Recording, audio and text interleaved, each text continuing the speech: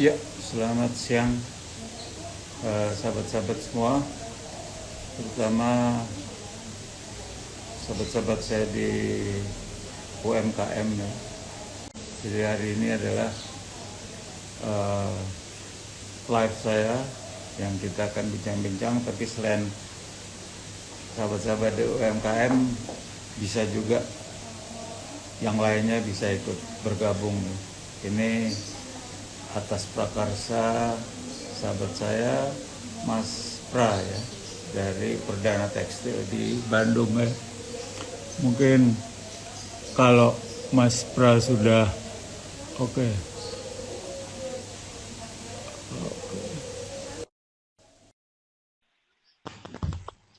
Mas Oke, Darwis. yo. Oke. Waduh, ini kaosnya dulu. Woi, sama. Juga. Wah, Ya.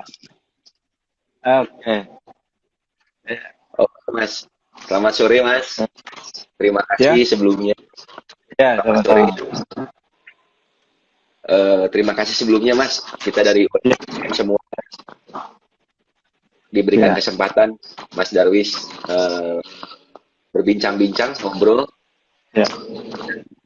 Tema kali ini kan kita cuman nggak hanya ngobrol hanya tentang foto, tapi juga di luar fotografi, terutama Ya. menghadapi masalah pandemik, Mas ya. Iya, Gitu. iya. Suara saya jelas kedengar nggak? Dengar. Oh, jelas, jelas, bagus, Mas. Oke. Ya. Oke, tapi sebelumnya gini Mas, ini kebetulan kita ada masih sedikit dari pengrajin. Ini nanti Ah, lima pertanyaan akan kita kasih dari 5 kaos yang mau dibagi Mas. wah, bagus. Ya, bagus. Ini nanti kalau yang mau jadi reseller atau jualan nanti ada tim kita bantu tuh kasih keterangan ya. Iya. Mas Bias Oke. ya. Wah, Nah, mantap, oke, mantap. dari Itu, Malang ya Mas. oh ini dari Malang ya, kualitasnya Ini luar dari biasa. Batu Mas.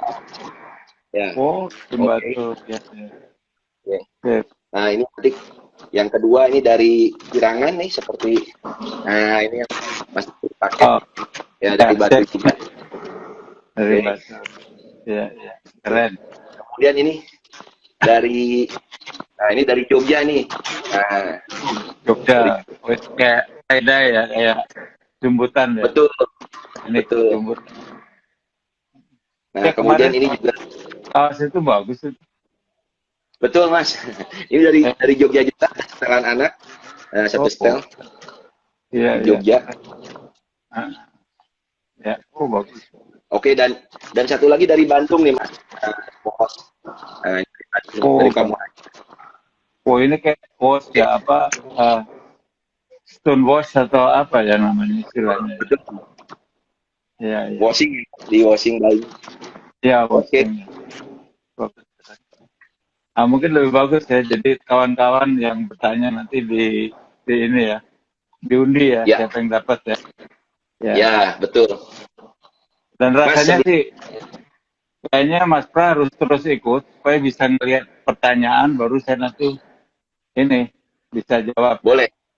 Tapi intronya saya akan berikan dulu lah bahwa mungkin yang paling penting ini kan sebetulnya situasi kayak begini nih kita sudah hampir mendekati ke transisi ya sebetulnya yang Ya, pemerintah sudah berikan apa masukan kemarin. Dan masa transisi itu bukan berarti bahwa kita nih terbebas dari COVID-19 ini, tapi transisi ini adalah bahwa ada istilah yang sekarang juga mungkin dunia ini ya new normal. Jadi artinya kita tetap harus disiplin diri, ya, harus mengikuti aturan protokol kesehatan. Itu yang paling penting dan ini saya rasa menjadi bagus buat kita semua ya, karena kan siapa ya, sih yang nggak senang sehat ya? Itu masalahnya. Jadi ya, dengan cara kita juga mengikuti prosedur kesehatan, kita sudah mulai bisa melakukan kegiatan atau aktivitas bisnis ya atau aktivitas yang kita biasa lakukan. Dan ini saya rasa sebuah pengalaman yang sangat luar biasa. Nanti saatnya entah kapan kita bisa bercerita bahwa kita pernah mengalami situasi seperti ini. Yang paling penting buat kawan-kawan terutama di UMKM harus tetap semangat ya. Karena Ya, kita harus berpikir menyongsong hari depan. Mungkin kita harus yakin sebentar lagi gitu. Karena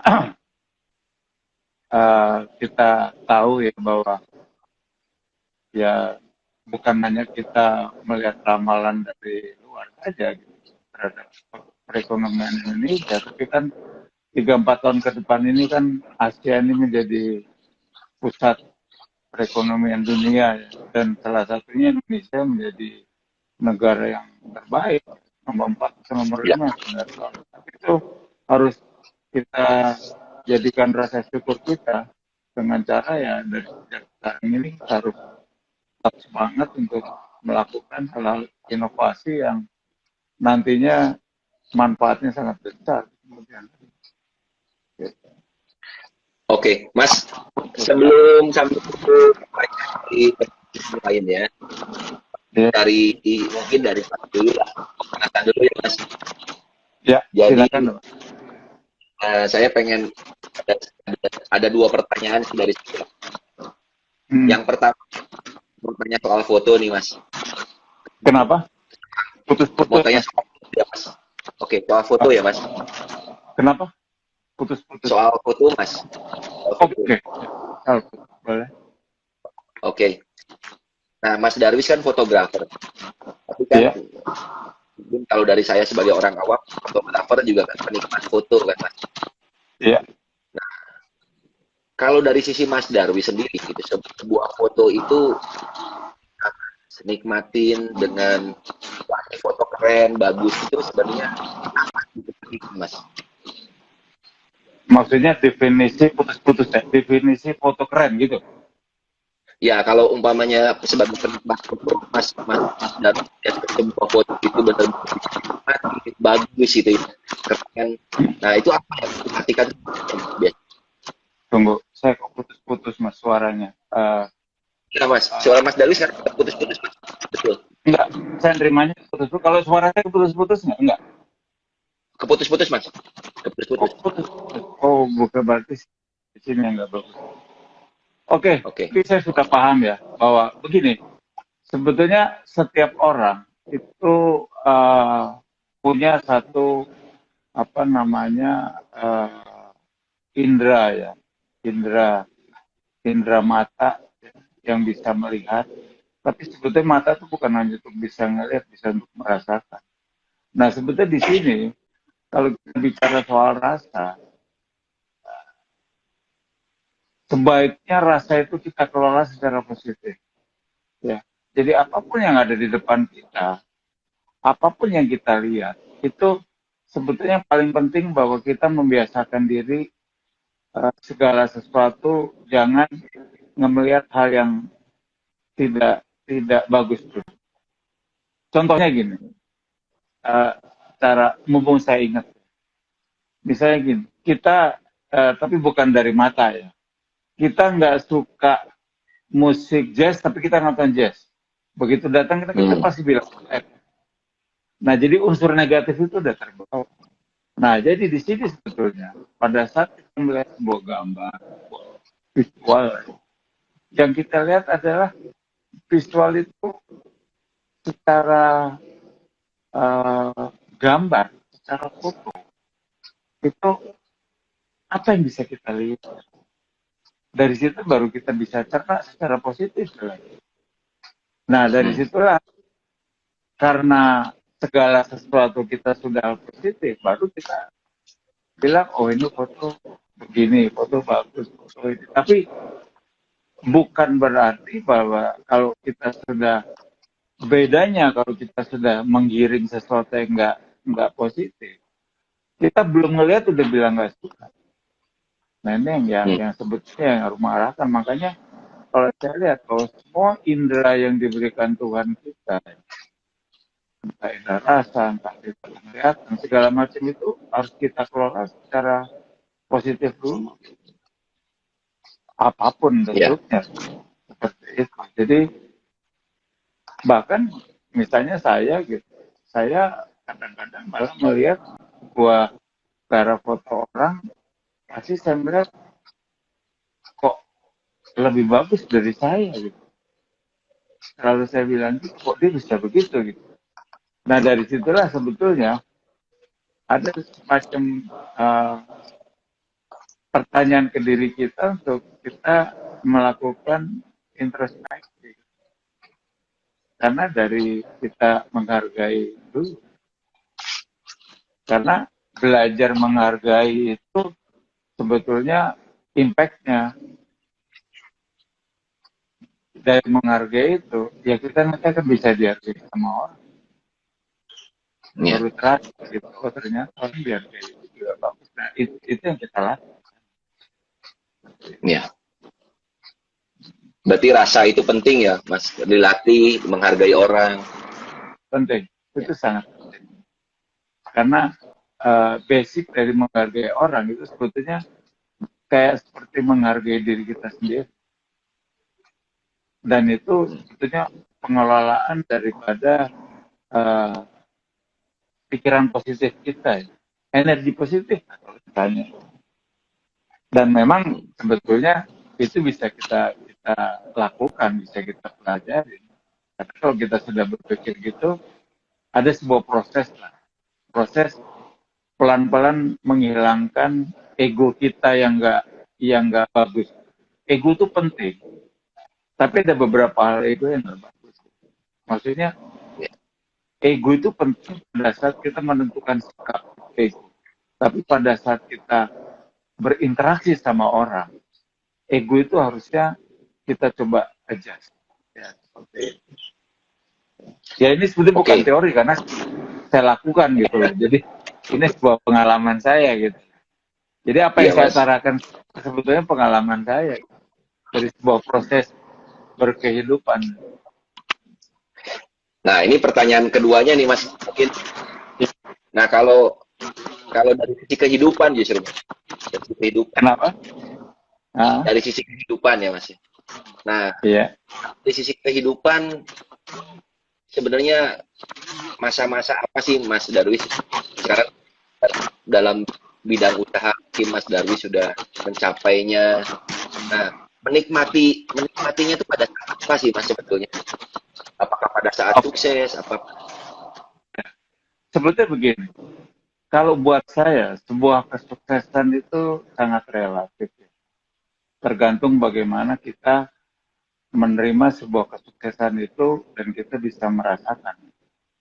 Hmm. Karena saya masih ingat pada saat saya dulu memulai dunia fotografi, batin saya bilang ke Tuhan begini, Tuhan berilah saya kesuksesan bukan secara vertikal tapi secara horizontal. Ini istilah saya sekarang. Kalau dulu saya pikir bahwa saya pengen sukses tapi bermanfaat sama orang. Saya nggak pengen sukses tapi untuk diri saya sendiri. Karena saya tidak berpikir mengenai kebendaan, tapi saya lebih senang bahwa apa yang saya punyai itu saya bisa nikmatin dan orang-orang juga bisa menikmati. Dan ternyata tahapannya ada. Saya sejak 20 tahun dulu yang lalu, saya mulai punya sekolah. Tapi pada saat saya punya sekolah, itu saya kan banyak transfer knowledge ya. Saya memberikan input. Tapi pada saat dari sejak dari 0 sampai kira-kira 10 tahunan, 10 tahun sekolah saya atau 15 lah tepat. Saya diminta sama batin saya untuk berhenti melakukan kegiatan fotografi yang berimpact pada uh, persaingan frontal terhadap murid saya. Dan pada tahun 2009 saya berhenti melakukan kegiatan di industri komersial. industri advertising. Sama ini apa namanya, wedding. Wedding itu saya udah berhenti lama sekali malah, nggak melakukan. Kecuali ada klien secara langsung minta saya lakukan. Tapi saya tidak mengibarkan bendera. Nah, artinya begini, bahwa apa yang sudah diberikan Tuhan kepada saya dalam kurun waktu 10 tahun itu, saya bisa bertahan membuat sekolah ya dengan segala macam kondisi yang memang up and down terus, dan saya bisa bertahan.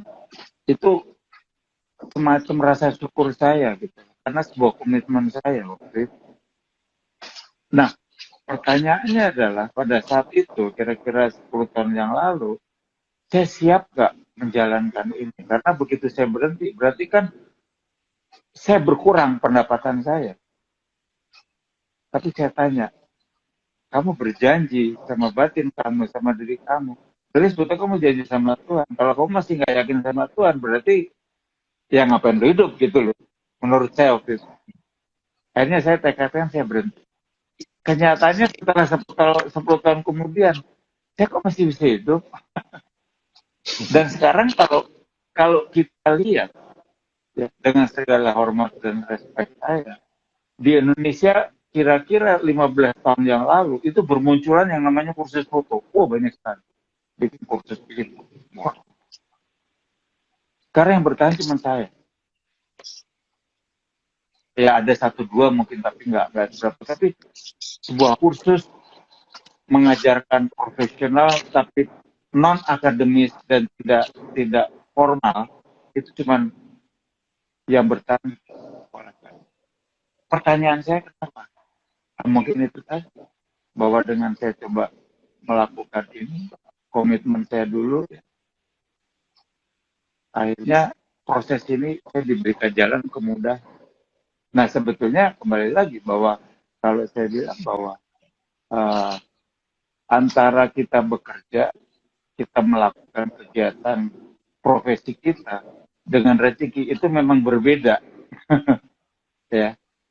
Jadi itu dua hal yang berbeda. Kalau rezeki datangnya memang dari Tuhan, bekerja ya kita, ya karena kita seorang pekerja, ya apapun pekerjaan kita, ya kita harus dedikasikan itu. Jadi dua hal yang berbeda. Kalau suatu saat misalnya saya diberikan menurun, dan sering kadang-kadang, misalnya kayak sekarang kondisi saya tak berhenti, tapi tidak menjadikan saya patah semangat. Apapun yang saya jalankan, ya coba jalan. Karena buat saya tetap ini sebuah berkah, pasti ada hikmahnya ke depannya gitu. Ya. Nah, di sini sebetulnya intinya bahwa ternyata prinsip spirit itu penting sekali dalam menjalankan itu. Apapun profesi kita. Ya walaupun wajar lah dalam saat tiba-tiba kita mulai mikir, ya gimana nih besok teman-teman. Normal itu sangat manusiawi. Ya. Tapi dengan prinsip spirit kita tetap ada, ya itu yang menjadikan semangat hidup kita. Satu contoh lah, saya dari kemarin ngobrol sama Mas Prakan ini, saya berpikir dalam situasi gini saya akan coba, sebetulnya trik pertamanya adalah juga pengen semacam sharing dengan teman-teman UMKM, tapi juga terhadap diri saya. Saya coba mau meng-create kaos, nanti saya coba mau jual juga. Artinya semuanya dijalankan sesuai dengan akhirnya kita juga punya income dari sana. Nah itu kan menjadi semangat ya, seperti itu Mas. Oke, Mas Darwis, ini ada pertanyaan ya Mas? Iya. Oke. Ini mengenai fotografi nih Mas. Oke. Kalau ketika foto grup dan salah satunya ada yang menggunakan kacamata dan kita kebetulan nggak pakai diffuser, oke. Kenapa? Cukup jelas Mas. Sekali lagi boleh? Oke. Ketika foto grup dan salah satunya ada yang pakai kacamata, mungkin ini ada kumpulan orang mau difoto pakai kacamata, ya. Dan kebetulan nggak ada diffusernya Mas. Sering mantul ya? Sering mantul ke kacamata. Betul. Oke. Cara ngakilinnya gimana, Mas? Oke. Eh, itu sering dialami juga sama setiap fotografer. Jadi begini, memang orang menggunakan kacamata itu ada yang kacamata nggak terlalu cembung, ada yang cembung. Yang repot memang sebetulnya kalau kita ketemu orang menggunakan kacamata tebal, agak sulit karena bentuknya cembung kan.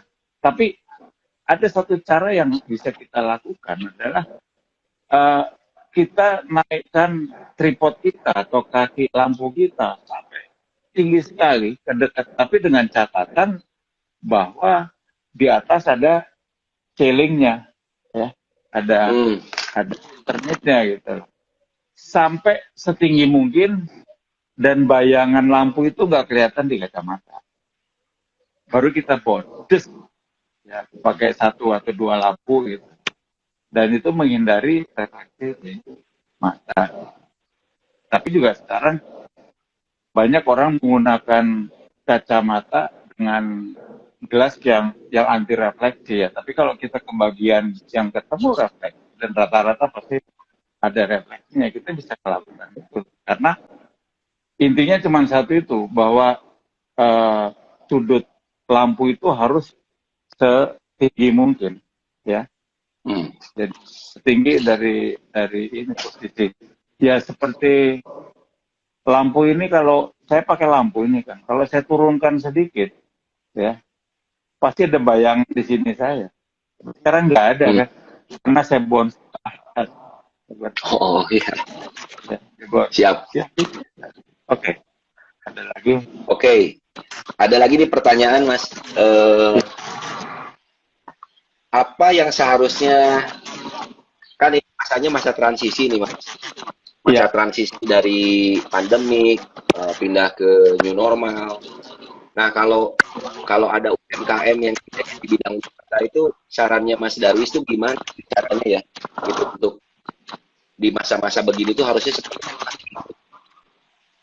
Sebetulnya dalam situasi begini, apalagi sejak dulu ya, kita lakukan sebuah inovasi menurut saya. Ya. Banyak sekali inovasi. Ya, apapun ya itu inovasi itu ya. Kreativitas lah maksudnya. Ya. Nah, pada saat sekarang ini, sebetulnya ini kita udah mulai bisa start bekerja sebetulnya, transisi ini.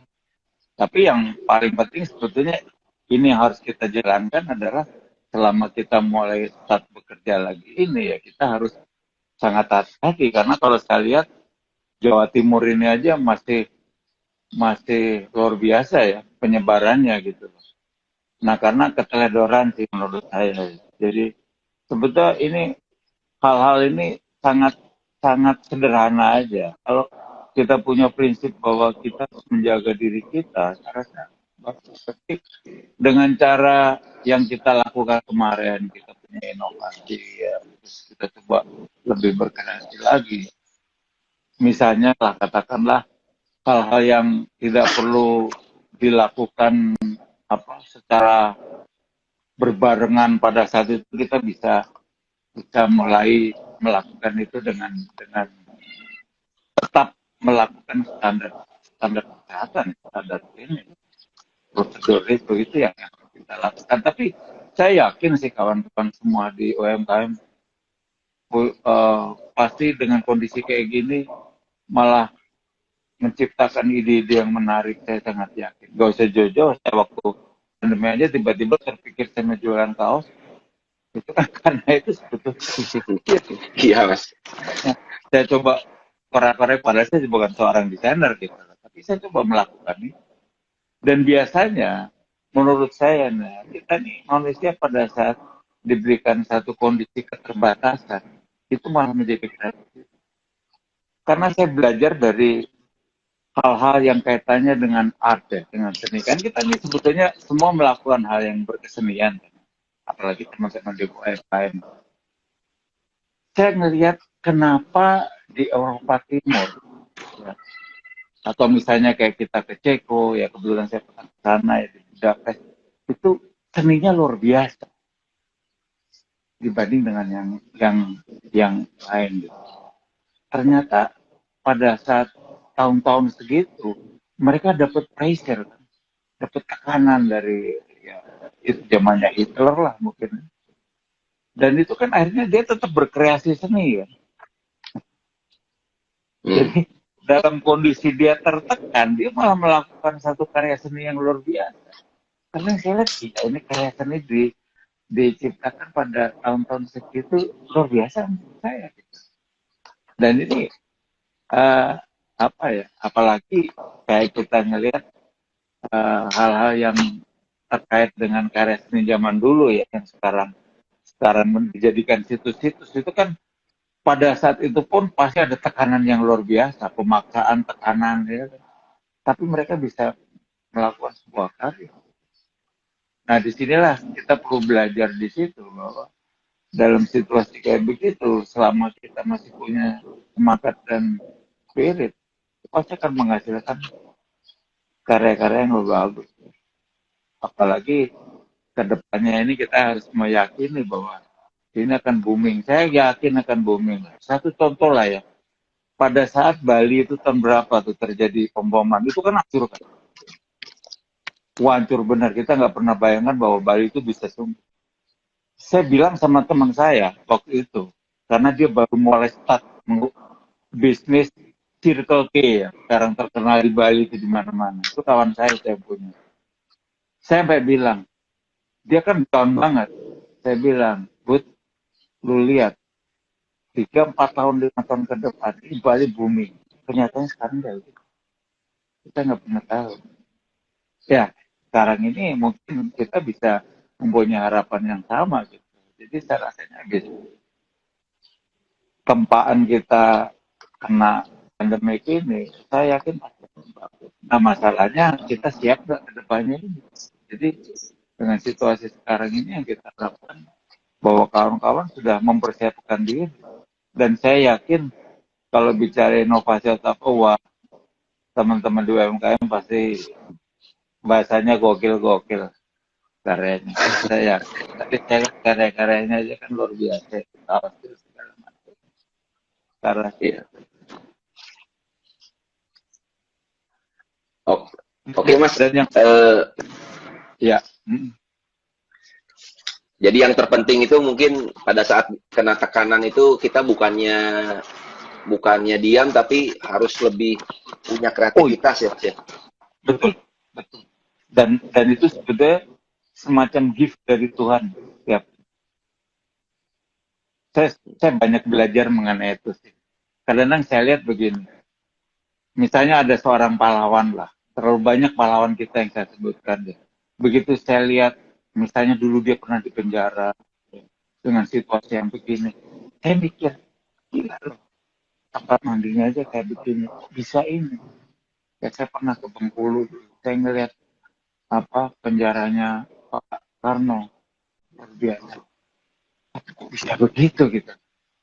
Padahal dengan tekanan yang luar biasa kan. Hampir setiap hari kan. Tapi kok bisa melakukan kegiatan dan akhirnya ide-ide dia kan sangat brilian gitu. Bangsa ini. Itu satu contoh kan. Makanya kadang-kadang kalau saya udah pikir gini, saya ini apa sih? Jadi dengan situasi begini memang kita harus lebih punya semangat lebih besar lagi. Tapi yang paling penting yang kita harus punya sekarang ini sifat kegotong royongan dan jiwa nasionalis kita harus tinggi. Karena kita harus yakin bahwa produk kita, barang kita lebih bagus dari barang asing. Itu yang harus kita lakukan. Karena dulu saya masih ingat gitu, waktu saya belajar foto, saya lihat kok apa benar sih orang bule itu lebih pintar dari saya.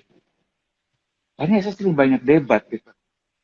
Setelah sekian puluh tahun, mereka menghargai karya saya, lampu saya gitu, saya mengkreat lampu. Dan mereka pun dia bilang saya bisa buat lampu ini, saya nggak bisa jual karena nggak mungkin saya jual dalam bentuk mass production gitu. Nah ini kan satu contoh gitu bahwa kita ini harus bangga dengan diri kita.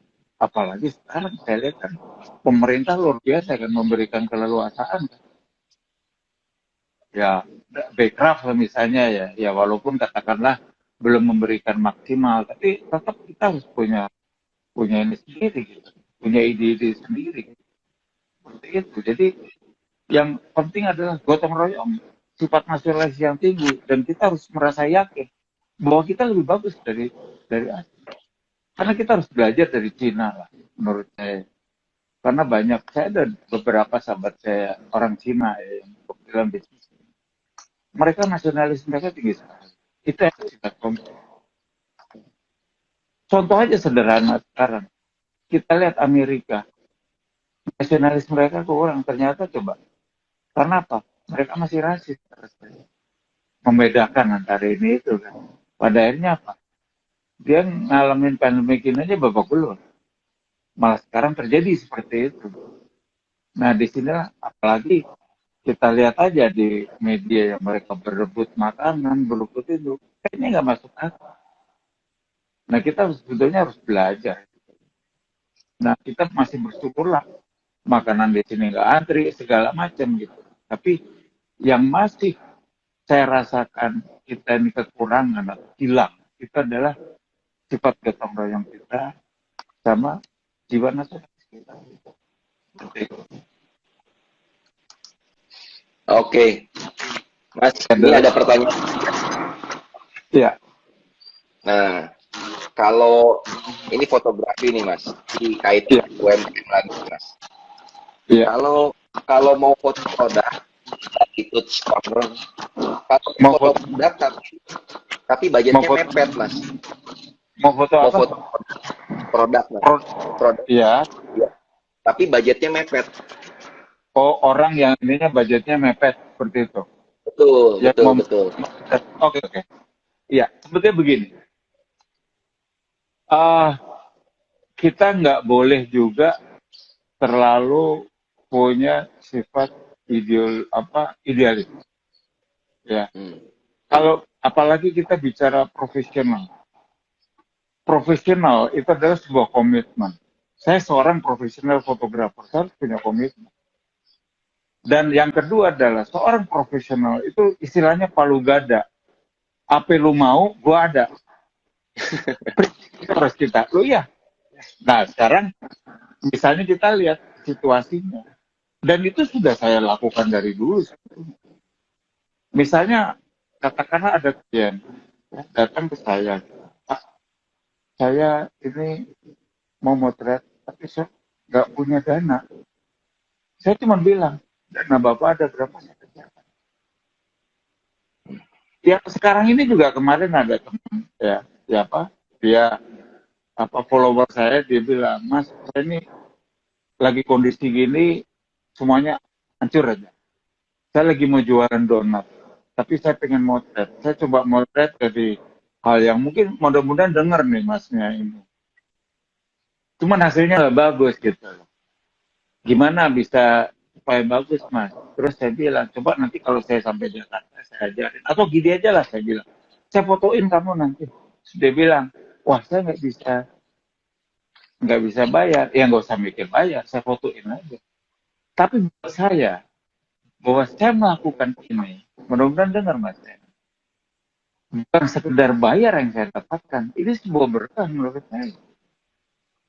Jadi buat saya yang namanya profesional itu juga tidak harus kita kaku, ya kita menentukan. Jadi sangat fleksibel.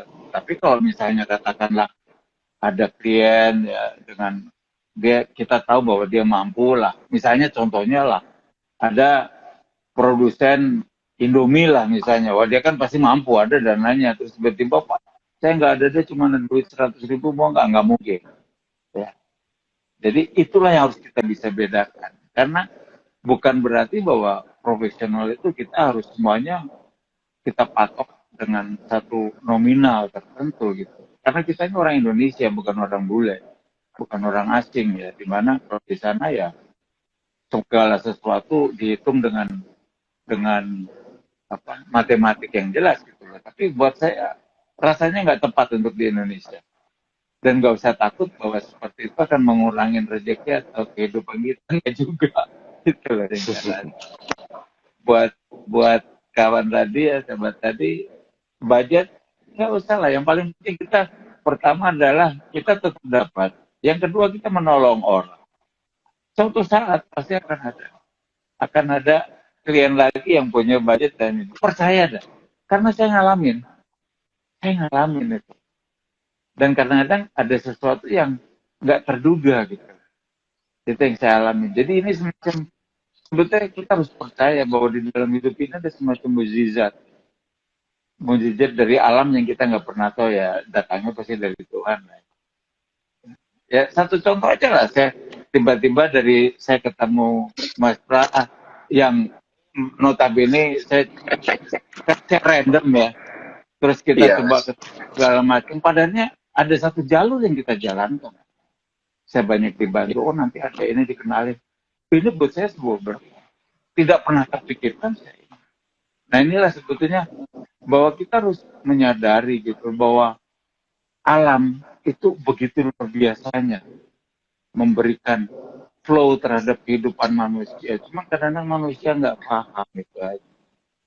Terlalu berpikir konkret ya. Padahal kita memerlukan sesuatu yang fleksibel. Karena nggak boleh kaku kan, hidup kita kan nggak boleh kaku.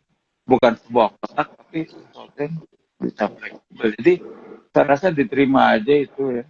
Karena toh itu menjadi berkah juga ya kalau kita bisa menolong orang. Karena yang memberikan pekerjaan juga, waduh, ternyata dengan sisa uang segini saya bisa dapat foto, oh, itu bagus kan. Seperti itu. Oke, ada lagi. Ya mungkin mudah-mudahan suara saya ini katanya suara agak kurang bagus. Cuman saya justru pengen berbagi sedikit. Ya. Khususnya soal Mas Darwis ya. Jadi ya buat teman-teman yang mendengarkan, menonton ya, saya mengalami sekali pada saat kita kontek-kontekan tuh Mas, dan kita akhirnya ngobrol lewat WhatsApp itu, saya masih ingat sekali Mas Darwis bilang sama saya begini, Pra, sebenarnya yang butuh spirit itu bukan tapi yang butuh spirit juga saya sendiri, kata Mas Darwis begitu. Wah, saya waktu itu jujur kaget Mas, saya kaget, dan saya kira benar juga sih. Kalau kami teman-teman semua ya Mas ya, mudah-mudahan Mas Darwis itu harus diberkati dengan kesehatan ya. Kemudian itu yang nomor penting, karena kemudian juga terus berkarya Mas, karena saya jujur pengagum Mas Darwis dari zaman dulu. Ya saya juga ya jepret-jepret dikit-dikit Mas gitu. Dari zaman dulu kalau fotografer.net tuh saya pengen sama Mas Darwis, tapi ternyata saya sekarang Mas Darwis malah dekat gitu Mas. Saya jujur, pertama kita doain sehat Mas, jaga kondisi karena kita butuh masukan lah gitu Mas. Terima kasih ya Mas.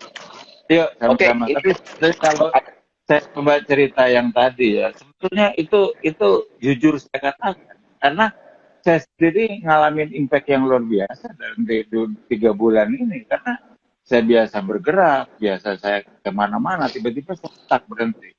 Nah sebetulnya apa? Saya perlu memberikan satu semangat, supaya dengan saya memberikan semangat, saya kan tanya ke diri saya, kamu memberikan semangat, kamu semangat nggak? Gitu. Jadi introspeksi kan. Nah setelah kita melakukan sehari itu, terus kita coba mulai terbuka dengan ini, akhirnya pemikiran saya, waduh, mungkin kedepannya ini saya alangkah baiknya saya melakukan kegiatan yang saya coba rangkum dan juga saya bisa sharing sama teman-teman UMKM. Akhirnya saya coba desain segala macam, saya kirim ke Mas Pras. Artinya apa? Itulah spirit saya.